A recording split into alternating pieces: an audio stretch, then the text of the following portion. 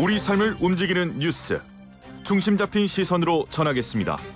황보선의 출발 새아침. 네, 이번 대선 역시 최대 승부처는 서울이었습니다. 문재인 정부의 가장 큰 실책으로 꼽히는 부동산 정책에 등 돌린 표심이 결국 정권 교체를 선택했다. 이런 평가가 나오는데요. 자, 국민의힘의 서울시당 위원장 맡고 있는 박성준 의원 연결해서 이야기 나눠보겠습니다. 박 의원님, 안녕하십니까? 네, 안녕하십니까. 예, 선거 기간 고생 많으셨죠? 다 고생하셨죠. 예, 박 의원님도 사실은 그 구청장 선거도 치르시고 또 총선도 여러 번 치르시고 그러셨는데 이번 대선 좀 많이 달랐습니까? 굉장히 사실 어려웠습니다. 예. 끝까지 마음을 놓을 수도 없었고, 네. 그런 차원에서 상당히 다른 대선이나 다른 선거와는 좀 다른 피말리는 그런 선거였다고 이야기할 수 있겠습니다. 예. 특히 밤새 많이 피말으셨죠? 네네, 그렇습니다. 예. 개표 결과 어떻게 지켜보셨어요? 이게 자정 사실 12시, 그러니까 오늘 새벽 0시 한 30분 좀 넘어서 이게 결국은 크로스가 발생했지 않습니까? 예. 네, 그때 겨우 이제 12시 30분, 네. 거의 1시경 이때 돼서 이제 크로스가 발생했죠. 예. 저희들은 당초의 예상은 음. 여론조사가 발표 금지 기간인 3일부터 금지였습니다. 예, 그렇죠. 예. 3월 2일까지 저희들이 한 20개 여론조사를 한 평균자 보니까 한 3% 정도 이기고 있더라고요. 예. 그리고 나서 또 단일화도 이루어졌지 않습니까? 네. 그래서 한 5% 내외는 이길 것이다. 이렇게 판단을 했는데 예. 이렇게 보면 완전히 각 초박빙으로 이렇게 나올 줄은 저희들이 전혀 예상을 잘 못했습니다. 예. 그 출구조사에서 좀 충격을 좀 받으셨을 것 같아요. 그리고 상당히 충격을 받았습니다. 더군다나 그 개표 초반에는 이재명 후보 측이 10%포인트 이상 앞서갔지 않습니까? 그러니 그게 아마 예. 사전투표 때문에 네. 사전투표는 아무래도 음. 이재명 후보가 더 나은 측면이 있어가지고 그것 때문에 계속 끌려갔다고 저희들은 생각하고 있습니다. 알겠습니다. 어쨌든 결과적으로는 윤석열 후보가 당선됐습니다만 표차가 매우 작잖아요. 네네네. 예. 이거가 그러면 국민의당 안철수 대표와의 단일화 때문인지 어떻게 보십니까? 전문가들은 여러 가지 이야기를 하고 있습니다. 예. 마지막 판에 안철수 대표와의 단일화 때문에 오히려 호남이 전체 역결집할 수 있는 그런 네네. 계기를 줬다 이런 이야기도 하고 있고요. 역풍이라고 하지 않습니까? 예. 또 다른 한편으로서는 이준석 대표가 호남에서 30% 이상 얻는다. 네. 이렇게 큰 소리를 쳤기 때문에 아하. 그것이 오히려 호남인들의 또 자극을 했다. 예. 이런 다양한 이야기가 있긴 합니다만은 네. 저는 꼭 그 안철수 대표의 단일화가 그렇게 어떤 역풍으로 이었다고 저는 개인적으로 그렇게 보지는 않습니다. 예. 그러니까 선거공학적으로는 큰 이번에 결과적으로는 변수는 안 됐다. 네네. 단일화가 그렇게 보시는군요. 예, 알겠습니다. 자, 그리고 이번에 대선과 함께 국회의원 재보궐선거도 같이 치러졌는데요. 4곳, 5곳 가운데 네네. 4곳 승리를 했네요. 국민의힘이. 네네네.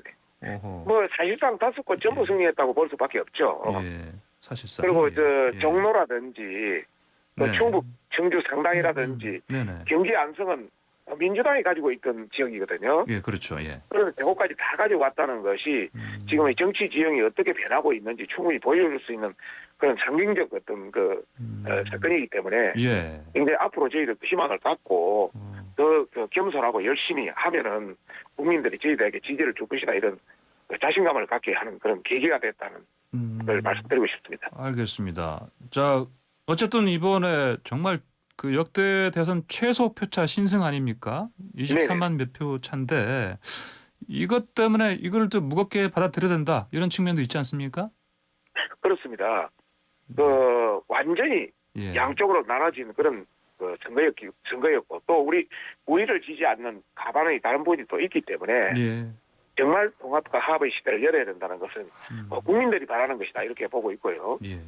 저희들도 그래서 우선 지역 통합을 먼저 해야 되겠다. 네. 이번에도 영호남의 어떤 그런 굉장히 벌어지는 그런 게 보였기 때문에 네네. 우리 후보들도 호남에 가서는 호남이 잘 돼야 영남이 잘 될 수 있다. 예. 또 영남에 가서 영남이 잘 돼야 호남이 잘 될 수 있다. 이런 걸 보고 우리 후보도 또 영호남 출신이 아니지 않습니까? 예. 그런 차원에서 지역 통합을 할 수 있는 그런 충분한 어떤 그 조건을 갖췄다 이런 말씀을 드리고 싶고 예. 또 이번 선거가 좀 특이한 것이 세대별 어떤 특징이 나타났습니다. 예. 20대는 민주당, 30대는 저희당, 그다음 40대, 50대는 민주당, 네네. 또 60대, 70대는 저희당 이렇게 양쪽으로 나눠져 있기 때문에 예. 좀 더 저희들도 20대나 40대, 50대에 더 다가가는 그런 정책을 통해서 그분들의 마음을 잡는 그런 통합이 이루어져야 되겠다 이런 예. 생각을 가지게 되고요. 또 최종적으로는 저희 고질적인 어떤 그런 겁니다만은 어떤 정파적인 어떤 그런 통합도 해야 되겠다. 예. 이런 차원에서 여하튼 저희들이 통합과 합의 시대를 열기 위해서 최선을 다하겠다. 또 후보도 그렇게 어제 또 이야기를 했기 때문에 예. 무겁게 받아들이고 있습니다. 근데 워낙 이번 대선이요. 사실 뭐 역대급 비호감, 뭐 대선, 뭐 진흙탕 싸움 이런 얘기를 했지 않습니까? 후유증 걱정하는 목소리가 좀 들려요. 예. 네네. 이를테면 사실 그 전에 뭐 한 인터뷰 때문에 윤석열 후보가 뭐 정치 보복하는 거 아니냐, 뭐 이런 우려도 사실은 있고요. 네네. 예. 어떻게 되겠습니까? 뭐 선거가 끝나면 다 약간의 후유증은 다 있기 마련입니다. 네. 그리고 저희 윤석열 후보께서 정치 보복이라는 단어는 한 번도 써본 적이 없고요. 예. 어떤 사건에 대해서 법과 원칙에 따라서 네. 해야 되는 거 아니냐 이러놓으니까 그걸 정치 보복이라고 그렇게 여당 쪽에서 예. 뭐 플레이를 해서 그렇게 이야기가 나온 것 같은데 네. 여하튼 우리를 지지하지 않는 다른 부분도 정말 저희들이 신경을 쓰겠다. 예.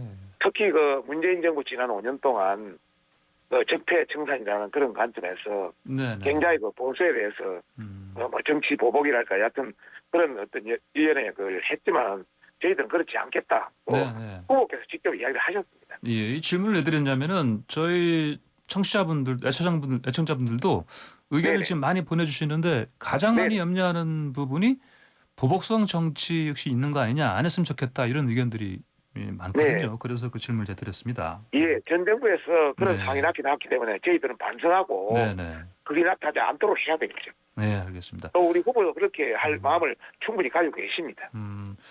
그 당장 그나저나 현안은 코로나19 극복 아니겠습니까? 그렇습니다. 예, 뭐 손실보상금도 좀 빨리 더 줘야 될 것 같고요.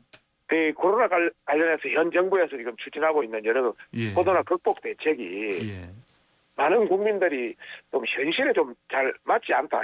현장에 같이 가는 사무실 동료는 6명밖에 되지를 않고 예. 다른 사람은 그 옆에 앉아도 되고 오히려 같이 가는 동료가 더 같은 사무실에 근무하는 사람이 더 안전한데 뭐 그런 것부터 또 시간이라든지 또 각 그 어떤 직종에 따라서 여러 가지 어떤 기준이 달라진다든지 이런 것도 어떤 현실에 맞고 우리 국민들의 눈높이에 맞는 그런 정책을 해 나갈 것이고요. 예. 또 여러 가지 어떤 손실 보상 관련해서도 정말 지금은 전 국민한테 나눠주는 그 어떤 재난 지원금의 형태로 많이 됐는데 정말 손해가 발생한 곳에 손실이 발생한 곳에 집중적으로 지원하는 그런 형태의 코로나 극복 대책을 저희들이 보완해서 진행하려고 지금 계획을 마련하고 있습니다. 예, 알겠습니다. 자, 그리고 간밤에 그 안철수 국민의당 대표가 인수위원장 네. 맡는다는 보도가 있었는데 맞습니까, 이건? 그런 뭐 이야기는 나왔습니다만은 네.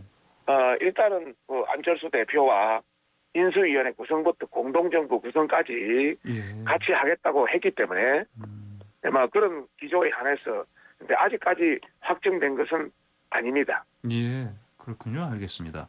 자, 그리고 사실 대선 내내 특히 후반에 뭐 토론회 통해서 사실 양강 후보가 정말 서로 크게 부딪힌 부분이 대장동 의혹 아니겠습니까? 뭐 서로 특검하자고 했고요. 네네. 이건 어떻게 됩니까? 사실상 대장동 특검에 대해서는 네. 저희 당에서는 대장동 특검을 빨리 하자 대선 기간 중에도 네. 그런데 민주당에서는 이재명 후보 측에서는 대장동 특검을 하자 이렇게 나왔고 예. 실제 그 국회에서 협상 과정에서는 잘패를 이뤘습니다. 여러 가지 조건을 거쳐서. 예. 그래서 저희 뭐 국민의힘은 언제든지 특검은 가능하다. 그래서 민주당이 합의만 해준다면은 언제든지 특검을 통해서 맹맹백백하게 국민한테 밝히는 것이 도리다. 저희들은 그렇게 생각하고 있습니다. 알겠습니다. 자, 윤석열 당선인이 뭐 영부인이란 표현 쓰지 말자, 또 뭐 제2부속실 청와대 이것도 폐지하겠다 얘기를 했었고요. 네네. 어떻습니까? 지금 물론 투표 현장에는 사전 투표 현장에 나왔었죠. 김건희 부인 김건희 씨가. 근데 앞으로 예. 배우자로서의 역할, 영부인 이 역할 이거 뭐 어떻게 하게 되는 겁니까? 우리 후보자께서는 예. 지금 청와대가 굉장히 그 영부인이라든지 해서 예. 그 공식적인 행사가 너무 많다. 뭐 그런 차원에서 예. 그런 말씀을 하셨고 또 청와대의 역할을 예. 좀 줄이자. 그래서 국무위원들한테 그 권한을 넘겨주자 해서 예. 청와대의 어떤 민정수석이라든지 또 제2부속실이라든지 이런 부분을 상당히 축소하자. 예. 그리고 국무회의 기능을 정상화하자. 또 강화문 시대를 열자. 이런 차원에서 많이 이야기를 했지 않습니까? 예, 폐지가 아니라 그 축소가 아니라 폐지 아니었습니까? 공약상으로는 이게 어떤 제2부속실이요? 제2부속실. 제2부속실은 일단 예. 그 폐지라는 개념이 나왔죠. 예. 그래서 이제 그런 차원으로 이야기한 것이고요. 네. 이제 앞으로 우리 배우자 예. 역할에 대해서는 어떤 미국이라든지 다른 나라의 어떤 여러 가지 어떤 그 사례를 참고를 해서 예. 거기에 걸맞는 형태로 해 나갈 것입니다. 알겠습니다. 박 의원님 오늘 일정 어떻게 됩니까? 오늘 일정은 뭐 10시에 그 국립묘지 동작동 네네. 그리고 11시에는 예. 기자회견이 있고요. 예. 2시에는 저희들 중앙선대위 회관식이 있고 3시에는 의총이 있고 막 이렇게 진행되고 있습니다. 알겠습니다. 오늘도 바쁜 하루 또 보내셔야겠네요. 알겠습니다. 오늘 말씀 네. 여기까지 듣겠습니다. 고맙습니다. 예, 감사합니다. 네, 지금까지 국민의힘의 박성중 의원이었습니다.